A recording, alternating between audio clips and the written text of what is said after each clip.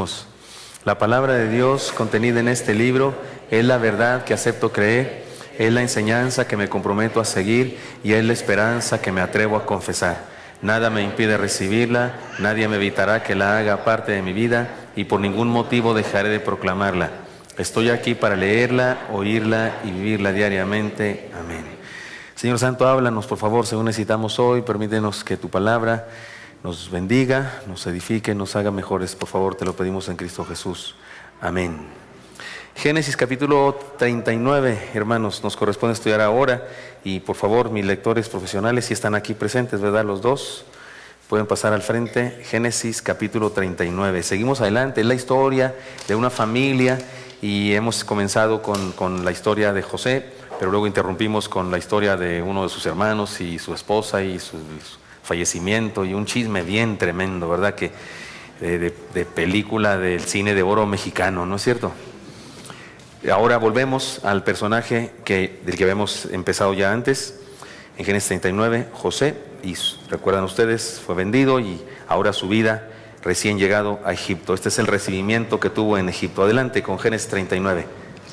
Llevado pues José a Egipto, Potifar, oficial de Faraón, capitán de la guardia, varón egipcio, lo compró de los ismaelitas que lo habían llevado allá. Mas Jehová estaba con José, y fue varón próspero, y estaba en la casa de su amo el egipcio.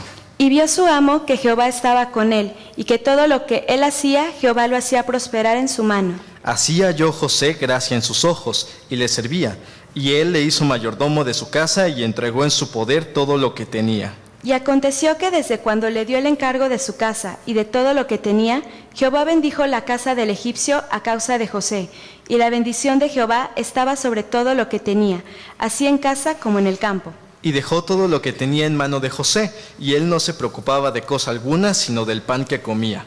Y era José de hermoso semblante y bella presencia. Aconteció después de esto, que la mujer de su amo puso sus ojos en José y dijo: duerme conmigo. Y él no quiso, y dijo a la mujer de su amo: he aquí que mi señor no se preocupa conmigo de lo que hay en casa, y ha puesto en mi mano todo lo que tiene. No hay otro mayor que yo en esta casa, y ninguna cosa me ha reservado sino a ti. Por cuanto tú eres su mujer, ¿cómo pues haría yo este grande mal y pecaría contra Dios? Hablando ella a José cada día, y no escuchándola a él para acostarse al lado de ella, para estar con ella, aconteció que entró él un día en casa para hacer su oficio, y no había nadie de los de casa allí. Y ella lo asió por su ropa, diciendo: duerme conmigo. Entonces él dejó su ropa en las manos de ella, y huyó y salió. Cuando vio ella que le había dejado su ropa en sus manos y había huido fuera, llamó a los de casa y les habló diciendo: mirad, nos ha traído un hebreo para que hiciese burla de nosotros. Vino él a mí para dormir conmigo, y yo di grandes voces. Y viendo que yo alzaba la voz y gritaba, dejó junto a mí su ropa y huyó y salió. Y ella puso junto a sí la ropa de José, hasta que vino su señor a su casa. Entonces le habló ella las mismas palabras diciendo: el siervo hebreo que nos trajiste vino a mí para deshonrarme. Y cuando yo alcé mi voz y grité, él dejó su ropa junto a mí y huyó fuera. Y sucedió que cuando oyó el amo de José las palabras que su mujer le hablaba diciendo: así me ha tratado tu siervo, se encendió su furor. Y tomó su amo a José y lo puso en la cárcel, donde estaban los presos del rey, y estuvo allí en la cárcel. Pero Jehová estaba con José, y le extendió su misericordia, y le dio gracia en los ojos del jefe de la cárcel. Y el jefe de la cárcel le entregó en mano de José el cuidado de todos los presos que había en aquella prisión. Todo lo que se hacía allí, él lo hacía. No necesitaba atender el jefe de la cárcel cosa alguna de las que estaban al cuidado de José, porque Jehová estaba con José, y lo que él hacía, Jehová lo prosperaba. Amén. Gracias, hermanos, gracias. Qué historias nos cuenta la Biblia, ¿verdad? Qué cosas tremendas que pasan en la vida de los personajes bíblicos. Si debemos poner nombre a esta enseñanza o este mensaje, es la identidad que nos ayuda a tener una vida victoriosa o exitosa, si quieren. Se usa más comúnmente en el ambiente popular o secular la palabra exitosa, y creo que entre los cristianos usamos más la palabra victoriosa, pero es la misma cosa. La identidad que nos ayuda a tener una vida victoriosa.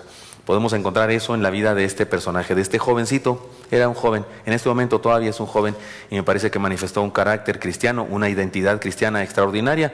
Seguramente usted ha escuchado montones de sermones basados en la vida de José y basados en este incidente en particular. Bueno, para sorpresa de casi todos, voy a hacer un acróstico con la palabra José. ¿Está bien? Sí, fue sorpresa para todos. Sí, muy bien. Entonces, primera letra, ¿cuál es? Juega limpio. Juega limpio. Vivir nuestra identidad es hacer conforme al ser. Es hacer conforme al ser, debe decir ahí. Es decir, una cosa somos y otra cosa hacemos en ocasiones, pero la identidad del cristiano verdadero es hacer o actuar o vivir conforme a quién es Él.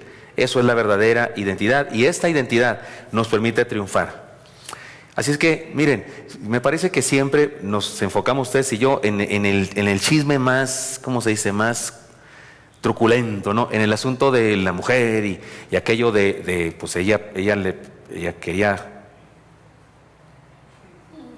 practicar el adulterio. En el caso de él, que era soltero, sería fornicación. Y usted y yo nos quedamos con eso porque digamos que es el pecado escandaloso. Pero la verdad es que José dice algo muy interesante a la mujer como argumento de que no lo haría. He aquí que tu esposo ha puesto en mis manos todo lo que tiene en su casa excepto tú. Es que además es un esclavo y es joven, cuando no es egipcio, no nació en Egipto. Los señores ricos en aquella época tenían criados y sus criados en ocasiones tenían hijos, las mujeres, y pues seguían siendo esclavos, ellos también, en esos esclavos. Y seguramente este hombre tenía muchos más esclavos, pero llega José y es tan bueno, es tan buen administrador, Dios lo bendice en todo lo que hace, como un cactus, cae, aunque haya poca agua, crece, fructifica y da tunas y flores y demás, lo que sea. Y entonces el jefe de la casa se da cuenta de eso y pone a José como el mayordomo, que quiere decir el mayor de la casa. Y es el jefe. Y seguramente entonces la fidelidad de José no solamente estuvo en que no quiso cometer aquel pecado con la mujer, sino que todo lo demás que hizo también era honesto. También cuidaba de sus caballos, de sus camellos, de sus botellas de algo, de su comida, de su techo, de sus otros criados. También cuidaba todo lo demás. Así es que era honesto en todo lo que hacía. Por eso digo en esta parte, juega limpio.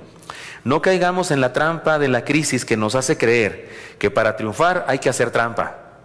Es una trampa de la crisis que nos hace creer que para triunfar hay que hacer trampa. Aunque digamos 2 veces la palabra trampa, en ocasiones, incluso así es el mundo en que vivimos, que no se puede de otra manera, es que es imposible, es que el que no tranza, no avanza.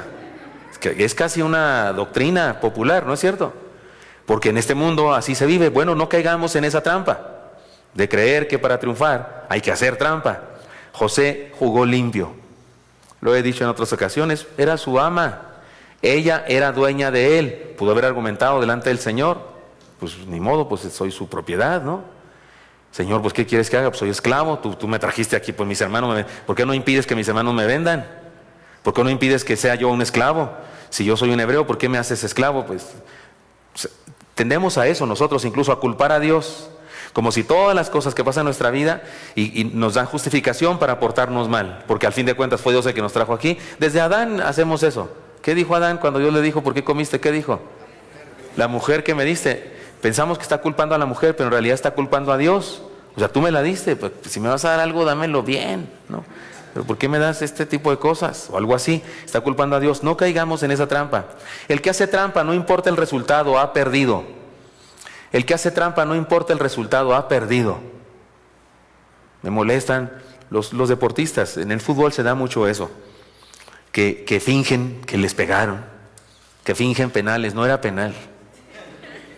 Fingen penales y se sienten muy orgullosos de ganar por medio de la trampa. No fue la mano de Dios, pero se sienten orgullosos, todo un país orgulloso. Yo no entiendo eso. Yo digo que si nuestro equipo gana por una trampa, deberíamos usted y yo sentirnos perdedores, porque no es ganar con trampa. La victoria es hacer lo correcto, no importa a dónde nos lleven por causa de eso. ¿A dónde llevaron a este amigo por causa de eso? A la cárcel. No importa, él triunfó. Es un victorioso. Se han hecho películas sobre la vida de José. Casi todas las películas que yo he visto sobre la vida de José hacen entrever en la película, en el drama, que Potifar como que no le creyó a su mujer. Como que en el fondo sabía que la conocía, cómo era, pero que tuvo que mandar a la cárcel pues para tapar las apariencias, ¿no? Pero que en el fondo sabía cómo era su mujer. Bueno, el que honra a Dios será honrado por Dios. Juega limpio. La identidad que nos ayuda a tener una vida victoriosa, número 1, incluye jugar limpio. Ser honestos. Puse jugar limpio, juega limpio porque es la J de José que querían. Tenía que rimar con el acróstico, ¿verdad? Pero aquí la cosa podría ser honestos, ser cabales, ser respetuosos de las reglas, vender kilos de 1000 gramos, es decir, pagar nuestras deudas, etcétera, etcétera. Decir la verdad, juega limpio. Letra que sigue, ¿cuál es de la palabra José? La O de ocúpate de lo tuyo. Hacer lo que nos toca nos mantiene ocupados para no perder el tiempo y la vida en lo que corresponde a otros. Ahora, ocúpate de lo tuyo, me refiero a que José debía ocuparse de lo tuyo, de lo suyo era soltero, era esclavo, era el mayordomo, tenía que ocuparse de las compras, era el administrador de la casa. Imagínense como un empresario, mandaba a otros esclavos como él, pero de menor categoría, pues a comprar esto. Tal vez vendía cosas, en aquella época todo el mundo vendía algo, toda la gente, los agricultores, los artesanos, los ganaderos, todos tenían que intercambiar cosas y esa era la manera como vivían. Y seguramente José hacía eso, le administraba la hacienda, le administraba los bienes a su amo Potifar y se ocupaba de lo suyo. Y la mujer de su jefe no era lo suyo. Y no era su ocupación. Ahora ella pues debe ocuparse de su esposo y se quería ocupar de José. Qué linda, ¿no? Qué linda. Y el texto dice que era guapo. Las dos expresiones que dice ahí significa que su rostro era lindo y que su cuerpo era lindo, era atractivo. Hacer lo que nos toca, nos mantiene ocupados para no perder el tiempo y la vida ocupándonos de otras cosas que no nos corresponden. Porque ocuparnos de lo de los otros produce envidia, produce coraje, produce apetitos que no son santos. Ocuparnos de lo de otros es desatender nuestro proyecto de vida y nos lleva a la derrota. De hecho, la envidia es eso, la envidia es eso, es ocuparme de lo de los otros, porque el que tiene envidia, ¿en qué está pensando? Pues en el carro del vecino, ¿no? Y dice por ahí un dicho que el pasto del vecino siempre es más verde y pierde tiempo de ocuparse de lo suyo. El que se ocupa de lo suyo, se ocupa de lo que Dios tiene para él. Porque lo que Dios tiene para nosotros, eso es lo mío, y debo amar eso que es lo mío y eso que es maravilloso. Porque Dios me lo dio. Puede ser que sea el tuyo, y el tuyo es Mercedes, o el tuyo es Lamborghini, o el tuyo es, ¿cómo se llama ese otro bien padre que se le abren las alas? Bueno, el hermano dice Maserati, Testarrosa, es experto en carros. Bueno, yo estaba pensando en otro más común, pero, perdón, Ferrari rojo. No sé por qué siempre me los imagino rojos, pero ocuparnos de lo de otros es desatender nuestro proyecto de vida y nos lleva a la derrota. Además, el que se ocupa de lo suyo, se ocupa de lo que Dios tiene para él.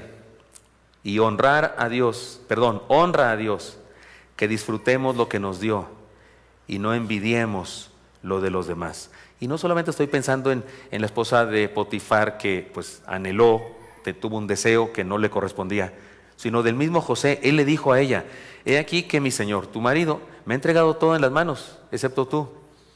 Seguramente José también pudo haber hecho trampa en algunas cosas, pudo haberse robado cosas, ¿no? Pudo haberse robado comida, lo que sea. Pero cuando dice estas palabras, él está manifestando su honestidad. Yo le administro, soy el administrador.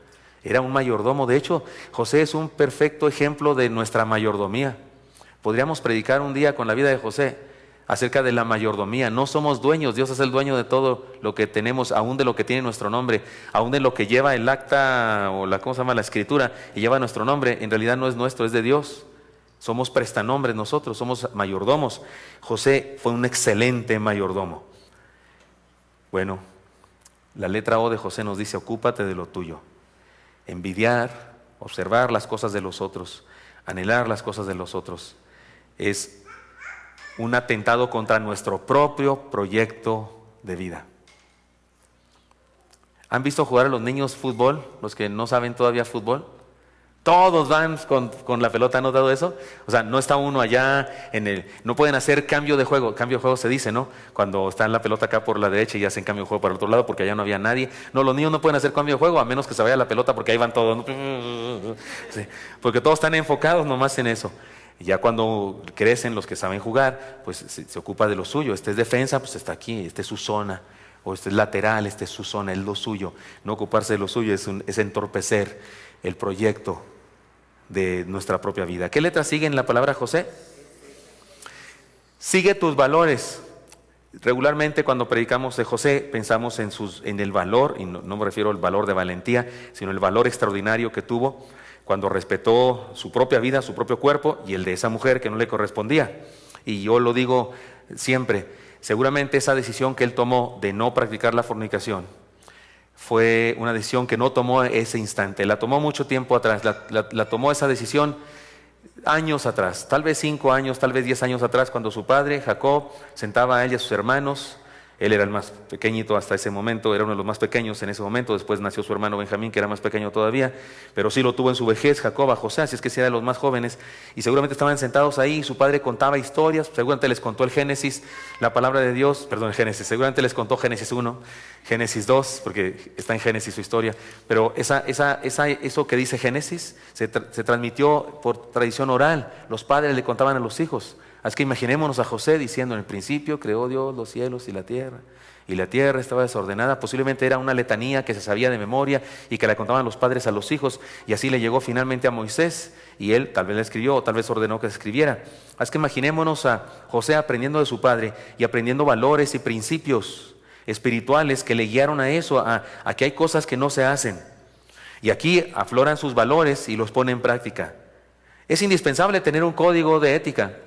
El ser humano, para tener, como dijimos al principio, una identidad que nos ayuda a tener una vida victoriosa o una identidad que nos ayuda a tener éxito, requerimos tener un código de valores. Todos necesitamos un código de valores. Lo que nunca haré, los nunca y los siempre de la vida nos ayudan a tomar decisiones acertadas. Lo que nunca haré es una decisión que debo tomar antes de estar ante la disyuntiva de si voy a hacerlo o no lo voy a hacer. Si espero hasta ese momento para decidir, ya la torcí, seguramente seré presa fácil de una decisión intempestiva. Pero si cuando estoy en frío, cuando estoy en mi casa, cuando estoy en un culto, establezco este valor: nunca haré esto, o siempre haré esto, eso nos ayuda a tener una identidad de victoria.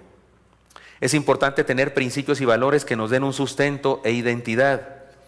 José actuó conforme a quien era, hizo o fue o el ser de su vida, el hacer de su vida era congruente con el ser de su vida. Era, digámoslo en términos modernos, cristiano.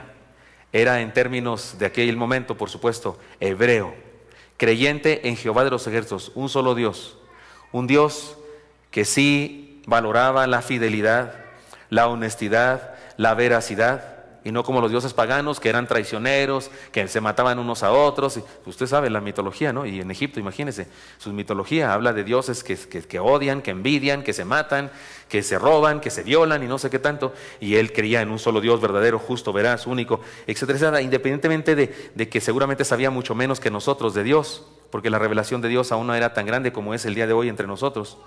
Pero él tenía principios y valores que le dieron sustento e identidad a su vida. Hermano, sigue tus valores.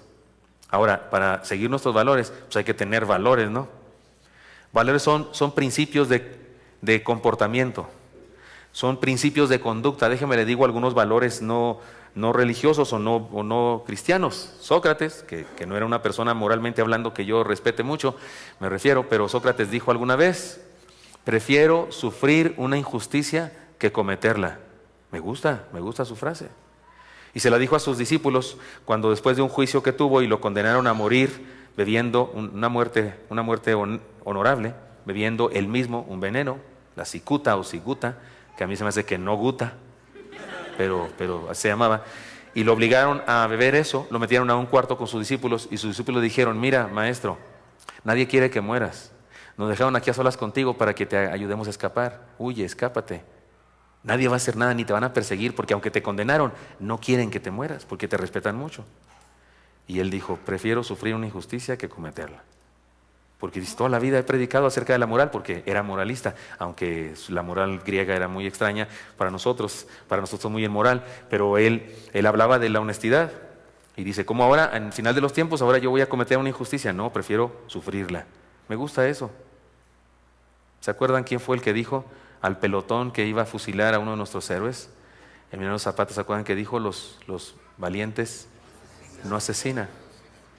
¿Se acuerdan? Es una frase poderosa, los valientes no asesinan. Prefiero morir de pie que morir de rodillas. Perdón, sí, que vivir arrodillado. Hay frases así que son principios, son valores. Me gusta mucho, repito yo a menudo, el Don Quijote de la Mancha, en la obra de teatro. En la novela no dice así, pero en la obra de teatro, en la noche anterior a cuando va a ser ordenado caballero en el gran castillo, que es un mesón espantoso, pero él dice castillo, por el mesonero, que es un tipo así, un racualero, pero él lo considera el castelano. Y entonces la noche anterior, él vela armas, como todo caballero debe velar armas la noche anterior a ser ordenado, por si no sabían. Y entonces él vela armas y se dice a sí mismo, sé cabal con los hombres, sé cortés con las mujeres.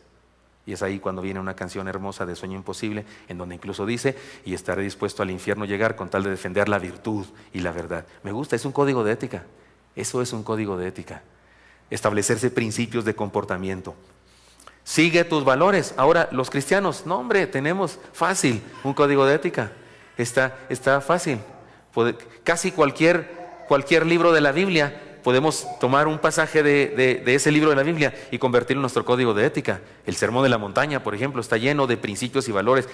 Es más, podemos incluso resumir toda la ética cristiana, toda la ética cristiana en una sola regla. La regla de oro. Así que todas las cosas que queráis que los hombres hagan con vosotros, así también haced vosotros con ellos, porque esto es la ley y los profetas. Analícelo, verá. La regla de oro sirve para todo en la vida. Si usted cumple la regla de oro, vivirá una vida perfecta. Porque hacer a otro lo que yo quiero que me hagan es no robar, no mentir, no insultar. No es cierto, es no hacer lo que la esposa de Potifar quería que José hiciera. Así es que en la Biblia tenemos principios y valores para vivir la identidad cristiana.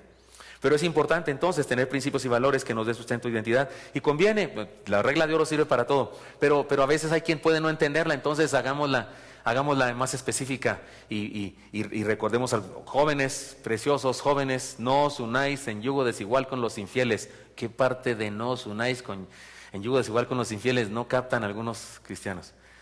Yo le digo a las señoritas cuando cumplen 15 años o cuando hacen su acción de gracias por los 15 años, que un día, si se van a casar, deben esperar que el susodicho sea cristiano, solvente y guapo. Y hay un par de jovencitas que cumplieron 15 años hace rato, pero cada vez que las veo siempre les hago el examen. Ya me dicen cristiano, solvente, guapo. Pero una de ellas recientemente tiene novio. Y le dije, ¿es cristiano? Dice, no. ¿Es solvente? ¿Es guapo? Dice, no. Entonces, ¿qué hace con él, Dios santo? O sea, en ese caso, ¿qué le pasa? Hasta mi esposa le dijo, ¿y entonces qué haces con él? O sea, no, es una incongruencia. Es un absurdo. Pero establezcamos valores en nuestra vida. Y si la regla de oro no te suena así como muy grande, pues entonces conviértenla en cosas pequeñas como esta, cristiano, solvente y guapo, y entonces podemos vivir. ¿Qué letra sigue en la palabra José?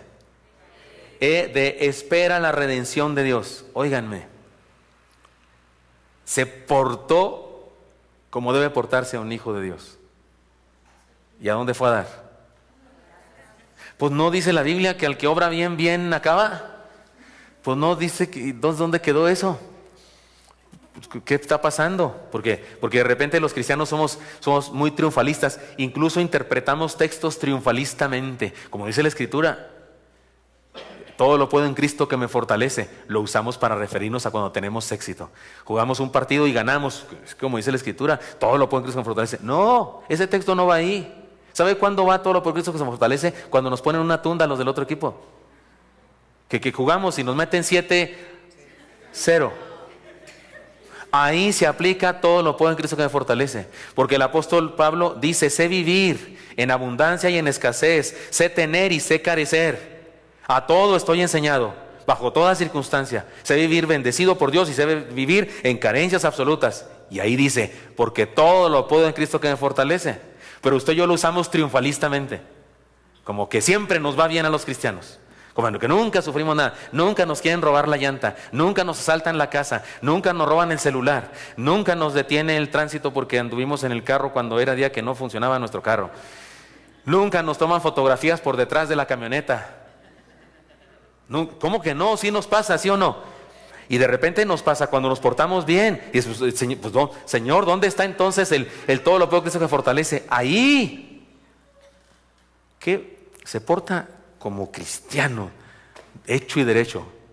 ¿Y cuál es el resultado de su comportamiento? Botellón. ¿Sí o no? Fue a dar a la cárcel. O sea, además de golpeado, aporreado, como dicen en mi rancho. O sea, los hermanos lo quieren matar. No lo matan, benditos sean, qué lindos, lo vendieron como esclavo. Siempre es bueno tener un hermano así, ¿no?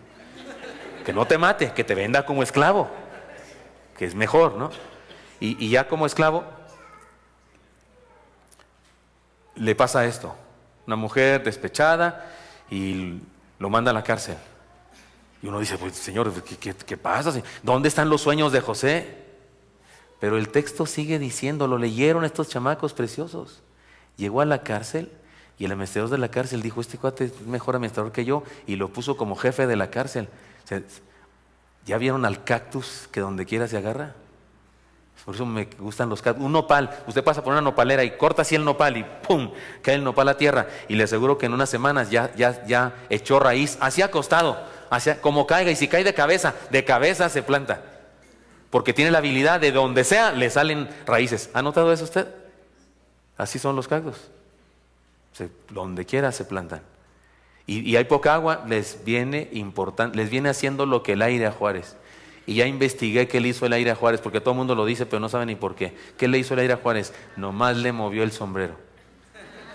Entonces, este cuate actuó de la manera correcta y Dios lo siguió bendiciendo, porque déjame decirle que todas estas cosas que experimentó fueron bendiciones. Ahí donde cayó otra vez en la cárcel, se convirtió en jefe. Por eso digamos, además de todo lo que hemos dicho ya, espera la redención de Dios. Dios sabe lo que nos pasa y está pendiente de nosotros. Dios sabe lo que nos pasa y está pendiente de nosotros. No, ya lo hemos dicho, no se le chispoteó, no está dormido. Elías se burlaba de los sacerdotes de Baal y le decía, es Dios, a lo mejor está dormido, a lo mejor está en el baño. La frase que dice ahí, que es Dios, es una frase que significa eso, se estaba burlando de ellos. Nuestro Dios está ocupado en nosotros, y si algo nos pasa, no es que no esté ocupado en nosotros, tiene planes para nosotros. Todo lo que pasa en la vida puede ayudar al plan de Dios para nuestra vida. ¿No dice la Escritura? Tal vez es el pasaje más difícil de aplicarnos en la vida. Todas las cosas obran para bien de los que aman a Dios. ¿Se acuerdan de eso? ¿De ese texto? No es el texto más difícil de aplicar, porque de repente nos pasa algo bien trágico y dices, ¿dónde esto va a ayudar para bien? Discúlpeme. ¿De dónde me salen con que esto puede ayudar para bien? Los robos, ¿no? Cuando te roban, se despojan y se siente re feo, ¿no es cierto? Y además, alguien estuvo en tu casa hurgando cajones. Jesús, ¿a cuántos han robado? Yo levanté la mano porque a nosotros sí. ¿A cuántos más han robado? Se siente feo. Y luego llega el santurrón y te dice, hermano, no se preocupe, la Biblia dice que todo obra, pero sácatela tú que le das un trompazo, sáquese de aquí con su santurronería y su texto bíblico, porque en ese momento tú no captas absolutamente nada. ¿Dónde esto va a ser bueno? Y ni hablar de cosas como cuando se nos muere alguien. ¿De dónde saca usted que esto es bueno? Nos resulta imposible. Por eso digo, es el texto más difícil de aplicar a nuestra vida. Entenderlo y querérselo aplicar a otro es fácil, pero aplicado a nuestra vida está en chino. Pero dice la Escritura que así es. Espera la redención de Dios. Nuestra sana identidad incluye la fe y la confianza en Dios. Nuestra sana identidad incluye la fe y la confianza en Dios. Tener una sana identidad incluye eso. Que usted y yo confiemos en Dios y esperemos en Él a pesar de estar en la cárcel. A pesar de haber sido engañados, a pesar de haber sido culpados de algo que no hicimos. Porque en este caso, la mala era ella, ¿no? La mala era ella. ¿Te ha pasado eso alguna vez? Que no sé, que alguien te acusa, pero te acusó antes de tiempo, te acusó primero y ya tú no pudiste defenderte, ya quedaste como el malo de la película. ¿Y ahora cómo le haces? Y te sientes muy mal porque todos te voltean a ver todos y entonces le digo, órale, es lo peor que te podía pasar en la primaria, ¿no es cierto? En la primaria, cuando pasaba algo en la secundaria y todos se agarraban a gritar a coro, órale, órale, era lo peor, ¿no? Como para morirse, ¿sí o no? Pues así le pasó a este. Imagínenselo, allá corriendo desnudo y la mujer con su ropa. Y todos los criados, ¿qué? Imagínense la escena, la mujer con la ropa y él desnudo. Y los chismosos. O sea, la lógica del cerebro, ¿no? De la maldad, pervertir lo inmediato. Órale con esto. Cuando venga el jefe se va a armar. Y mugre, mujer, por no decir de otra manera, se quedó con la ropa ahí hasta que llegó él, ¿no? Ya que llega el esposo, mira nomás lo que me hizo tu criado judío. Hijo, no, esa está en el infierno bien ardiente. Y José está en el cielo. Fue, así que lo culparon sin manera de defender. ¿Quién se quita esa? ¿Quién se quita esa? ¿Se lo imagina usted? ¿Se lo imagina usted a José en una carroza donde abajo van 6 u 8 esclavos, él encima, en una carroza con cojines y telas hermosas? Ya para entonces trae una peluca egipcia, los ojos pintados como una persona importante, y puede ordenar la muerte de personas porque es el MMPF del imperio egipcio. Pueden ustedes, un día que pasó por ahí, Potifar es parte de la corte. ¿Cómo está Potifar? Salúdeme a su esposa, ¿no? O sea, ¿se lo imaginan los papeles cambiados de una manera escandalosa? Esto es, ¿cómo se dice? Esto es justicia divina, pero es surreal, ¿no? ¿Cómo se dice? Es surrealista. Es el mero papas fritas. Ahora, no hay señal en la Biblia de que lo haya mandado a matar o que dijo, vayan, tráiganme a esa mujer y rápenla o algo así. No. Seguramente no tenía ese tipo de cosas, ni me ocupo de eso. Yo tuve un sueño, Dios me dijo que voy a ser una persona importante, que voy a hacer algo importante en la vida y no me ocupo de eso. Ni me ocupé en aquella ocasión de esas cosas, menos me ocupo ahorita de esas cosas. Por eso espera la redención de Dios. Nuestra sana identidad incluye fe y confianza en Dios. Honramos a Dios cuando confiamos en Él en toda circunstancia.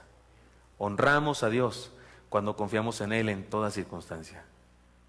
De repente las condiciones presentes son desfavorables, desagradables, críticas, en ocasiones terribles. Confiemos en Dios. Todas estas cosas tienen progresión la una con la otra. Juega limpio. Seamos honestos, honremos a Dios viviendo honradamente. Ocúpate de lo tuyo, hagamos lo que nos toca hacer. Ni envidiemos, ni anhelemos cosas que no nos corresponden. Ocupemos de lo nuestro, de lo que Dios nos encargó a nosotros. Disfrutemos lo que Dios nos da a nosotros. Lo que nos dio a nosotros, sea lo que sea, es lo más maravilloso porque es lo que Él planeó para nosotros. Sigamos nuestros valores, o sigue tus valores, sigamos nuestros valores, establezcamos. En la Biblia tenemos por Dios, tenemos un tesoro grandioso de principios espirituales para vivir. Hagámoslos nuestros. Es lo que se refiere ahí el escucha judío. Las cosas que yo te mando hoy las escribirás en las puertas de tu casa, en los dinteles, como frontales entre tus ojos, se las dirás a tus hijos y a los hijos de tus hijos. De eso se trata, de que recordemos estas enseñanzas, estos principios, estos nunca, estos siempre es de nuestra vida. Y sigámoslos, decidamos mucho tiempo antes de que estemos en la disyuntiva de decidir sí o no, mucho tiempo antes decidamos eso. Y finalmente esperemos la redención de Dios, porque muy a menudo, cuando nos portamos como lo que hemos dicho, nos puede ir mal de repente. Porque en este mundo de corrupción, igual que en el mundo de José, el mundo de José no era peor que el nuestro ni mejor que el nuestro. Es igual en este mundo hay seres humanos, igual está lleno de pudrición nuestro mundo como el de José, de trampa, de mentira y de engaño. Pero ustedes y yo, si tenemos una identidad sana y nos comportamos así, puede ser que de repente tengamos situaciones difíciles como la cárcel o como la burla o como la persecución moral, intelectual o de cualquier tipo. Pero esperemos la redención de Dios. Uno de estos días Dios hace un cambio y resulta que los papeles se ponen de otra manera y se acabó. Estaba acordándome porque estamos por ir a la Convención Nacional. La Convención Nacional empieza ¿cuándo? Dentro de 18 de julio. Y me estaba acordando porque alguien me escribió y me dijo que sí voy a ir y cosas así.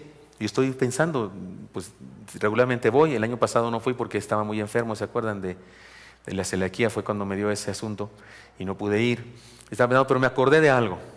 Hace algunos años, cuando aquí en la congregación tuvimos una situación muy difícil, un problema muy serio, un culto de negocios muy terrible, muy difícil, con personas muy deshonestas que hicieron cosas muy malas y yo tuve que confrontarlos y finalmente fueron disciplinados y cosas así. Estas personas hicieron cartas muy feas en contra mía, hacia otras personas y trataron de denigrar mi vida, hablando mal y diciendo pestes, con puras mentiras, porque si me hubieran preguntado mis pecados, pues yo les hubiera dicho y hubieran podido decir verdades, porque perfecto no soy pecador, pero no, el problema es que decían puras mentiras. Ese año me nombraron presidente de la Convención Nacional Bautista de México. O sea, ¿saben para qué sirvieron sus cartas y sus dichos y sus cosas? Para nada, gracias, así, exactamente, para no decirlo más feo. Para mugre sirvieron, porque trataron de denigrar mi persona, pero a lo mejor me hicieron más famoso, ¿verdad? Y ese año siguiente, porque no había elección ese día, pero el siguiente momento de Convención Nacional, que fue allá en Ensenada, o en La Paz, Baja California, pues yo iba ahí así como todo preocupado, todos me ven feo, todos que recibieron cartas, ¿cómo me verán? Que no sé qué. Pero resulta que alguien me propuso, alguien secundó, y ni siquiera hubo que hacer una segunda ronda de votaciones. Eran 10 candidatos y a la primera no hubo necesidad de votar otra vez por los 3 que recibieron más votos. No, nada, no hubo nada. Fue y eso que mi esposa no votó por mí, pero fue una decisión muy grandemente manifestada en la decisión de la asamblea, y fui presidente después de eso por 6 años, porque me reeligieron otra vez y otra vez. Aún en contra de los estatutos, me eligieron una segunda vez que no se podía según los estatutos, pero esa vez se canceló ese estatuto y me reeligieron. Y entonces pude voltear a esas personas que hicieron cartas y decirle, lero, lero, candilero. No lo hice, lo que estoy diciendo es lo que quise hacer, pero no lo hice. Hermano mío, espera la redención de Dios. Guarda silencio ante Jehová, y Él hará resplandecer tu justicia como el sol de mediodía. Cuando experimentemos situaciones difíciles y desagradables por causa de nuestra identidad, esperemos la redención de Dios. Actuemos conforme a quien somos, es decir, vivamos nuestra identidad y experimentemos el éxito verdadero.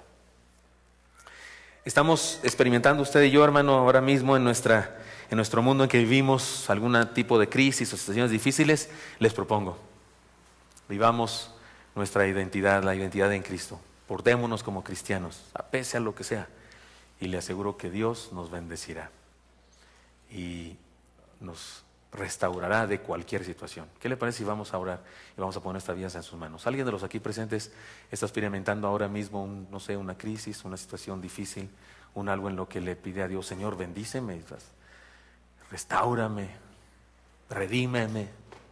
Que este amigo pues fue metido a la cárcel. Imagino que sí tuvo algún dolor, ¿no? Imagínese, ¿por qué? Si yo hice bien, administré bien su casa y no quise tocar a su mujer, si fue ella la malvada, pero ni modo de ponerme a defender aquí, que su palabra contra la mía. Seguramente sí tuvo un tiempo de tristeza, pero siguió en lo suyo, siguió portándose como quien era, y Dios lo bendijo y lo restauró. ¿Por qué no seguimos ese camino y nosotros también experimentamos la restauración? ¿Cuántos aquí queremos orar al Señor y pedirle que nos dé victoria, que nos dé éxito en lo que hacemos? Y queremos ofrecerle que nos vamos a portar como cristianos donde quiera que estemos. Dios les bendiga, Dios les bendiga. Vamos a orar. Señor Santo, aquí estamos, Señor, delante de ti. Bendícenos a cada uno en lo particular y a todos como pueblo, Señor. Vivimos en un mundo difícil, La situación es tan difícil, Señor, en este momento en nuestro país. Y por eso en ocasiones también nosotros, como José, podemos experimentar una tentación de portarnos de una manera equivocada, portarnos como los demás para no sufrir consecuencias de ser discípulos tuyos, honestos, honorables. Pero Señor, ahora entendemos que hacerlo así es tener victoria, es tener éxito pese a las consecuencias inmediatas que nuestras decisiones puedan acarrear. Pero queremos, Señor, honrarte con nuestra vida, como este joven de la historia. Y queremos que nos bendiga, Señor, en medio de eso, y que nos restaures y que nos saques de situaciones difíciles en las que posiblemente estamos ahora mismo o podemos llegar a estar. Bendícenos, Dios, por favor. Te lo pedimos en Cristo Jesús. Amén.